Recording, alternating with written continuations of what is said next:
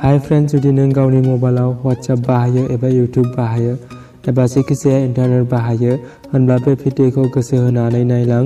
आं बे भिडिअनि गेजेरजों बेबायदि सोमोनांथाव आदब खोन्थागोन थैजासिम नोंनि थाखाय खामानि होगोन। अब्ला लोगोफोर भिडिअखौ लाइक खालाम। दानिया भिडिअखौ जागायनोसै फै। लोगोफोर, नोंनियाव जोबोद गिदिर जेंना जायो जुदि नोंनि मबाइलाव इन्टारनेट डाटाखौ अन खालामो। बेयाव नों खालि YouTube भिडिअल' नायो। बेयाव नों लुबैयो जे WhatsAppआव सोरनिबा मेसेज फैनायखौ बायो, नाथाय बियो मिथिनाय नङा नोंनि इन्टारनेटआ अन होननानै। अब्ला नों माबोरै खालामनो? आं मा बुंदों गोसो होनानै नाय। हमनानै ला आंनि मबाइलनि इन्टारनेट डाटाया अन। नों बेखौ अन नुबाय, नाथाय आं दा बेयाव YouTube बाहायगोन। अब्ला YouTubeआ गेवनाय नङा। बेयो माबोरै जागोन? इन्टारनेट डाटाया अन, नाथाय YouTube भिडिअ नायनो हानाय नङा। आरो आं Chrome ब्राउजार अपेन खालामबाय, नाथाय थाबैनो गेवबाय। होनब्ला आं बेखौ बुंनो नागिरदों आं जायखौ इन्टारनेट बाहायनो गोसो गैया बेखौ बन्द खालामनो हायो आरो जायखौ नांगौ बेखौ अन खालामना दोननो हायो। अब्ला बियो गावनि आखायाव माब्ला मा समाव बन्द खालामनो आरो बेसेबां बाहायनो। होनब्ला बियो जोबोद मोजां आदब।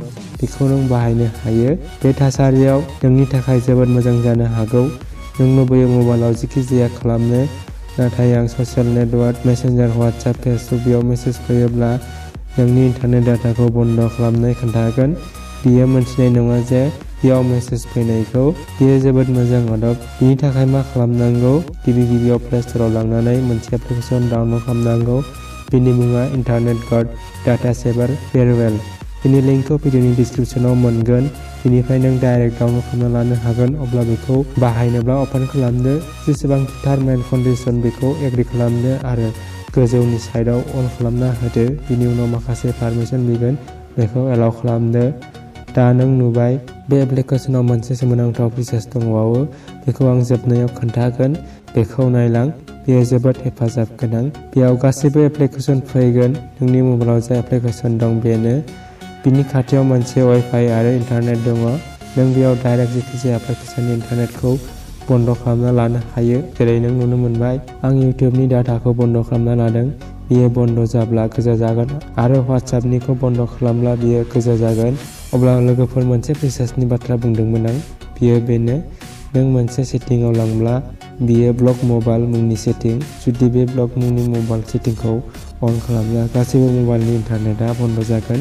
नोंनि मबाइलनि नटिफिकेशनाव इन्टारनेट डाटानि सावगारि अन थाब्लाबो इन्टारनेटआ खामानि होनाय नङा।